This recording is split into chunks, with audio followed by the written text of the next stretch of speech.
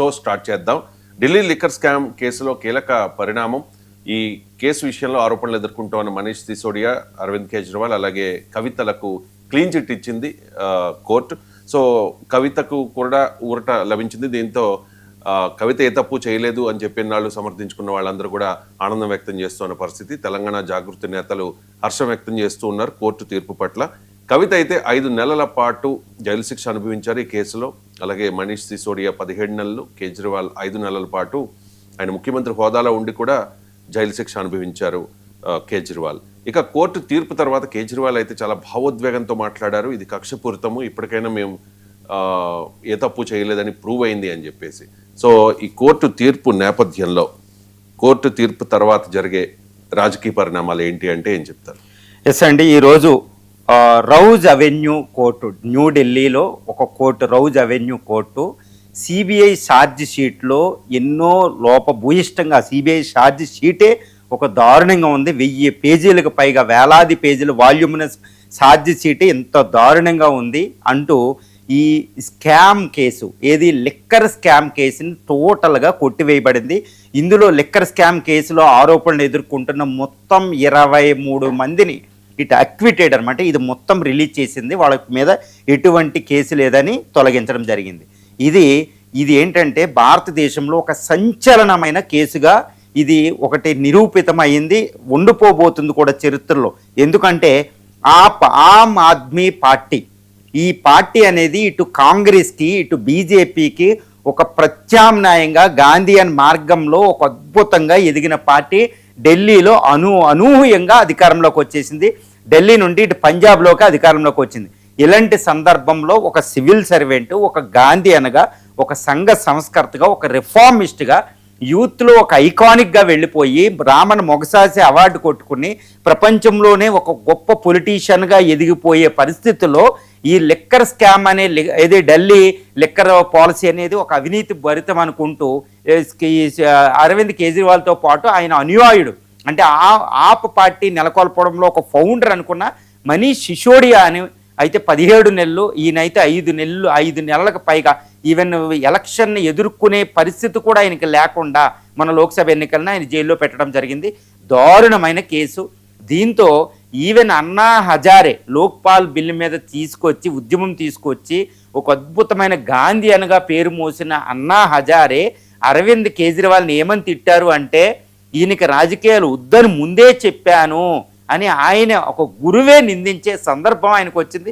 ప్రజలందరూ అసహించుకున్నారు అరవింద్ కేజ్రీవాల్ను. ఢిల్లీలో దారుణంగా అట్టర్ ఫెయిల్యూర్ సంపాదించిన పార్టీ ఓడిపోయింది.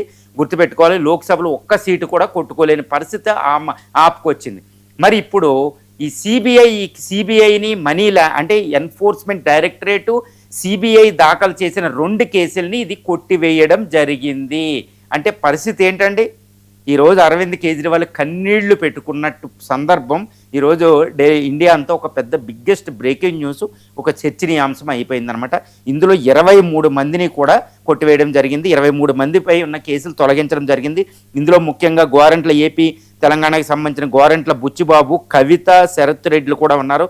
తర్వాత CBI court Rouse Avenue court ఏం చెప్తుందంటే, సిబిఐ వాల్యూమినస్ ఛార్జ్ షీట్ వేలాది పేజీలతో ఒక ఛార్జ్ షీట్ దాఖలు చేయడం జరిగింది సిబిఐ.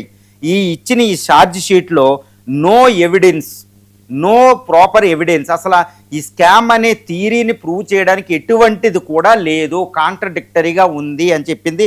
తర్వాత కేజ్రీవాల్ మీద అయితే కేజ్రీవాల్ని అనవసరంగా జైల్లో పెట్టారు, అనవసరంగా ఇంప్లికేట్ చేశారు, ఆయనకి ఎగ్నెస్ట్గా నో కోజెంట్ మెటీరియల్ అని, కోజెంట్ అంటే చాలా స్పష్టమైన మెటీరియల్ లేదు అని సుస్పష్టంగా ఈ కోర్టు చెప్పడం, రౌజ్ అవెన్యూ కోర్టు చెప్పడం జరిగిపోయింది. తర్వాత ఇందులో కపిల్ సింగ్ అని ఒక ఆయన ఏవనగా ఆయన లోపల పెట్టారన్నమాట. ఆయన మీద అస్సలు ఏమీ లేదు. మరి ఎఫ్ఐఆర్ దాఖలు ఎలా జరిగింది అనుకుంటూ మాట్లాడింది. ఒక రకంగా ఎంత దాకా వెళ్ళిపోయిందంటే సిబిఐలో డిపార్ట్మెంటల్ ఎంక్వైరీని కూడా ఈ కోర్టు ఆదేశించిందంటే సిబిఐ ఏం చేసింది, సిబిఐ ఎంత దారుణమైన ఇన్వెస్టిగేషన్ ఎలా చేసిందని చెప్పడం జరిగింది. కవిత గారు కూడా ఇప్పుడు టీఆర్ఎస్ పార్టీ కవిత ఎలక్షన్ టైంలో అక్కడికి వెళ్ళడం వల్ల బీఆర్ఎస్ అపజయానికి కవిత అరెస్ట్ కూడా ఒక కారణమైంది. ఇప్పుడు కవిత గారు ఏమంటున్నారంటే ఇది బీజేపీ కుట్ర, మోడీ గారు ఇన్ని కేసులు పెడతారని. వాళ్ళు ఇప్పుడు కేజ్రీవాల్ నేను నిరూపితమయ్యాను, చూడండి నన్ను అన్యాయంగా ఇరికించారని కేజ్రీవాల్ గారు మాట్లాడుతున్నారు. ఈ సిబిఐని చేతిలో పెట్టుకుని కేంద్ర ప్రభుత్వం, ముఖ్యంగా బీజేపీ మమ్మల్ని ఇలా ఆడించిందని ఇద్దరు మాట్లాడడం జరిగిందనమాట. ఇప్పుడు ఒకళ్ళ సిసోడి అయితే 17 నెలల పాటు, కేజ్రీవాల్ 156 5 నెలల దాకా సుమారు, కవిత గారు కూడా 5 నెలల పాటు వాళ్ళు జైల్లో మగ్గిపోవడం జరిగింది. ఆ టైంలో అది ఇండియా యొక్క సెన్సేషన్ అనమాట. ఇక్కడ ముఖ్యమైన విషయం ఏంటంటే ఈడీ ఎన్ఫోర్స్మెంట్ డైరెక్టరేట్, అదేవిధంగా CBI central bureau of investigation, ఇది ఎప్పుడు వీటి మీద ఒక అపవాదం ఉంది. ఏంటంటే కేంద్ర ప్రభుత్వం అధికారంలో ఎవరుంటారో వాళ్ళకి అనుకూలంగా పనిచేస్తూ వాళ్ళకి పగ ఉన్న అడ్వర్సరీస్, పొలిటికల్ పార్టీసు, వ్యక్తుల మీద కేసులు పెడుతూ ఉంటాయంటారు.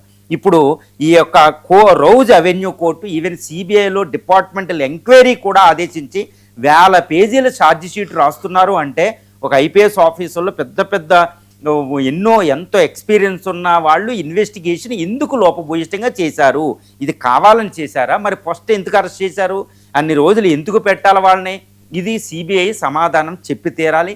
ఎన్ఫోర్స్మెంట్ డైరెక్టరేట్ సమాధానం చెప్పి తీరాలి. ఎందుకంటే ఈ సిబిఐ ఎన్ఫోర్స్మెంట్ డైరెక్టరేట్ పెట్టిన money laundering, prevention of money laundering act అనే చాలా దారుణమైన చట్టాలండి.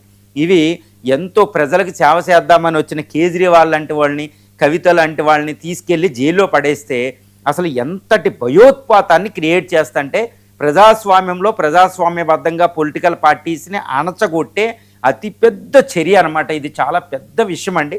మరి సిబిఐకి చాలా పెద్ద అపవాది ఇది. సిబిఐ అంటే ప్రజలు ఎవ్వరికీ ట్రస్ట్ లేదు. సిబిఐ అంటే తొత్తు, రాజకీయ తొత్తు అని ప్రతిపక్షాలు ఎప్పుడు చెబుతూ ఉంటాయి. అది నీ రోజు ప్రజలు నమ్మే పరిస్థితి ఈరోజు వచ్చింది. సిబిఐ అంటే, ఈడీ అంటే ఇది ఒక రీసెంట్గా ఒక అపవాదం అనమాట. ఇప్పటి వరకే సిబిఐ, మోడీ గారు అధికారంలోకి వచ్చిన తర్వాత సిబిఐ ఈడీ కేసులు పెట్టిన దాంట్లో 100కి 99% అపోజిషన్ పార్టీ వాళ్ళే. అంటే అధికార పార్టీకి అనుబంధంగా ఉన్న వాళ్ళు, అధికార పార్టీ సపోర్టర్లో, అధికార పార్టీలో మెంబర్లు అంటలేదండి, అధికార పార్టీకి అనుకూలంగా ఉన్న ఇండస్ట్రియలిస్ట్, అధికార పార్టీకి అనుకూలంగా ఉన్న ఎవరి మీద కూడా ఈడీ, సిబిఐ ఎందుకు కేసులు పెట్టడం లేదు అనేది ఒక పెద్ద అపవాదం ఉందండి. దాన్ని మనం గుర్తుపెట్టుకోవాలి. ఈవెన్ సీఎంను కూడా లోపల జైల్లో పెడుతుంది సిబిఐ, ఈడీలు పెడుతున్నాయి. మరి ఇదేంటి అంటే ఒక అతి పెద్ద విషయం అనమాట. ఎందుకంటే కేజ్రీవాల్ గారు అరెస్ట్ అయినప్పుడు ఈవెన్ ఫ్రాన్సు, జర్మనీ లాంటి యూరోపియన్ కంట్రీస్ కూడా ఆందోళన వ్యక్తం చేశాయి. మరి జర్మనీ ఆందోళన వ్యక్తం చేసింది కేజ్రీవాల్ని జైల్లో పెట్టినప్పుడు. మరి జర్మనీని మనం క్రిటిసైజ్ చేసాం, మన మినిస్టర్ ఆఫ్ విదేశాంగ శాఖ క్రిటిసైజ్ చేసింది, మా దేశంలో చట్టాలు బాగానే పనిచేస్తాయని. మరి ఈరోజు జర్మనీకి ఏం సమాధానం చెప్తారు? మా చట్టాలు బాగానే పనిచేస్తే, మా ఇన్వెస్టిగేషన్ డిపార్ట్మెంట్లో అయితే చట్టానికి చట్టం ప్రారంగా పనిచేయో, అధికారం ఎవరు ఉంటే వాళ్ళ పక్షాన పనిచేస్తే, రాజ్యాంగబద్ధ సంస్థ అనేది కాకుండా రాజ్యాంగ పరంగా పనిచేయవని ఈరోజు మనం జర్మనీకి చెప్పగలమా? జర్మనీకి ఇంతటి అపవాది ఏంటి? ఈరోజు ప్రజలు దృష్టిలో సిబిఐ, ఈడీలు కేసు పెడుతున్నాయి అంటే ఏదో పగతో పెడుతున్నాయి. నిజంగా సిబిఐ, ఈడీలు వెళ్ళి నిజంగా వాస్తవంగా కేసు పెట్టినా కూడా నమ్మే పరిస్థితుల్లో ప్రజలు లేరు. This is what the trust in the national investigation agencies అండి. చాలా దారుణమైన పరిస్థితి. ఎందుకంటే దేశ రాజకీయాలని ఒక కుదుపున అతి పెద్దది. ఎందుకంటే ఇటు కాంగ్రెస్కి, ఇటు బీజేపీకి ప్రత్యామ్నాయంగా ఎదుగుతుంది. ఒక నేషనల్ పార్టీగా అవతరించి తిరుగులేని నేతగా కేజ్రీవాల్ వచ్చారన్నమాట. ఒక స్వచ్ఛమైన నేతగా ఆయన వచ్చారు. మరి ఆయన మీద అలా వేసేయడం అంటే ఒక గాంధీయన్గా వచ్చారు. ఢిల్లీ ప్రజలు ఆయనకి బ్రహ్మ రథం పట్టి 2-3 సార్లు ఆయన తిరుగులేని మెజార్టీ ఇచ్చారంటే గుర్తుపెట్టుకోవాలి.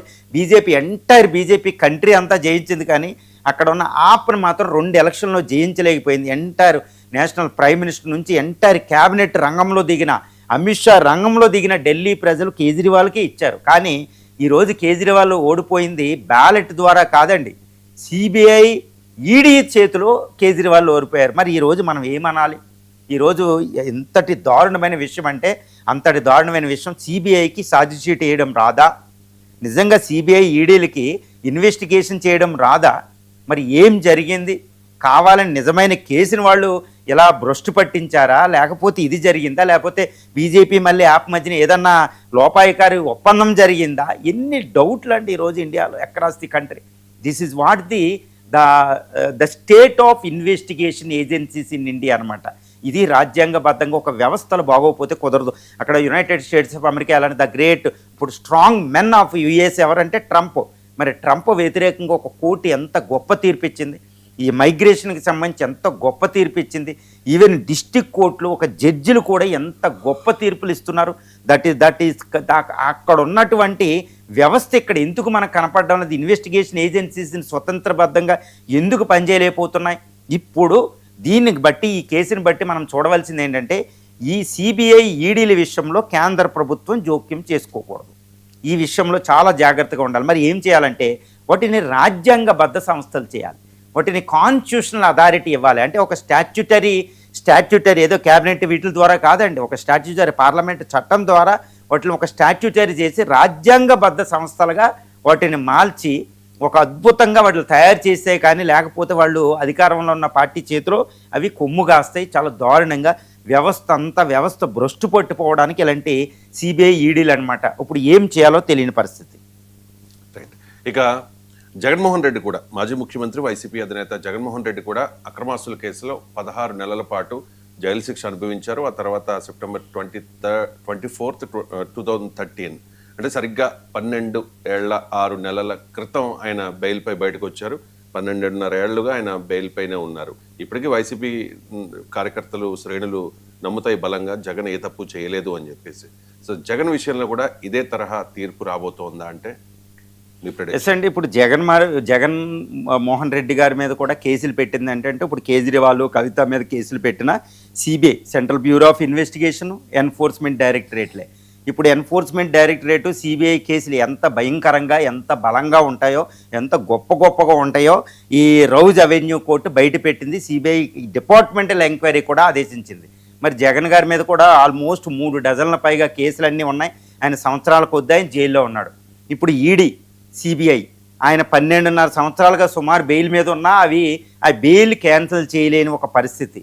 అవి ఛార్జ్ షీట్లు దాఖలు చేస్తే అందులో కూడా లోపభూయిష్టంగా ఉన్నాయి. సో పరిస్థితి అంటే ఏంటి, ఇప్పుడు కవిత, ఇప్పుడు కేజ్రీవాల్, ఈ మనీష్ సిసోడియా అలాంటి 23 మంది ఈరోజు ఏ ప్రాబ్లం లేకుండా బయటకు వచ్చేసారు. ఎందుకంటే సిబిఐ ఎంక్వైరీ అలా ఉంది, అది లోపభూయిష్టి కేసు అనేది. దీన్ని బట్టి జగన్ గారు కూడా ఏదో ఒకరోజు సిబిఐ, ఈడీ, ఎన్ఫోర్స్మెంట్ డైరెక్టరేట్ దాఖలు చేసిన ఈ అక్రమాస్తుల కేసు, మనీ లాండరింగ్ కేసులు, వీటన్నిటిలోంచి ఈజీగా ఏదో రోజు ఈ will be the Scott free అనమాట. ఆయన కూడా ఒకరోజు చక్కగా బయటపడిపోతాడు అనేది ఇక్కడ అర్థమైపోతుంది. జగన్ గారు కూడా మీద కూడా ఎక్కువ కాలం ఈ కేసులు అయితే ఉండవు.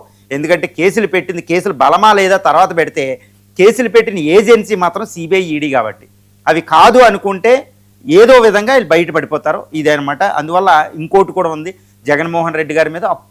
అప్పుడు కాంగ్రెస్ పార్టీ, అప్పుడు సోనియా గాంధీ, రాహుల్ గాంధీ గారు, అప్పుడు ఆ పార్టీ చెప్పిన మాట ఈయన వినలేదు ఉమ్మడి ఆంధ్రప్రదేశ్లో. కాబట్టి ఎన్నో కేసులు ఒకేసారి పెట్టేశారు.